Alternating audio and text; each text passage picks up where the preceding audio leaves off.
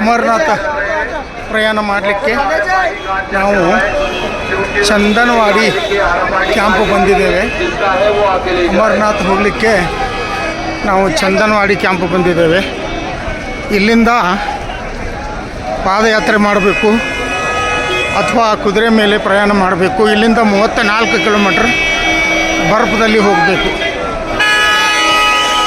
ಇದು ಅಮರನಾಥ್ ಯಾತ್ರಾದಲ್ಲಿ ಇರುವ ಚಂದನವಾಡಿ ಪಾಯಿಂಟ್ ಅಮರನಾಥ್ ಯಾತ್ರಾ. ಹಬ್ಬ ಅದ್ಭುತವಾದಂಥ ಪ್ರಕೃತಿ.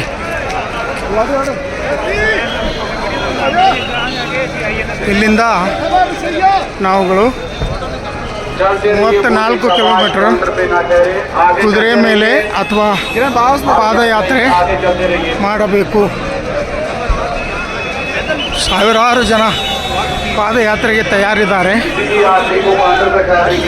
ಅದ್ಭುತವಾದಂಥ ಪ್ರಕೃತಿ ಇದು, ಎರಡು ಕಣ್ಣು ಸಾಲದು.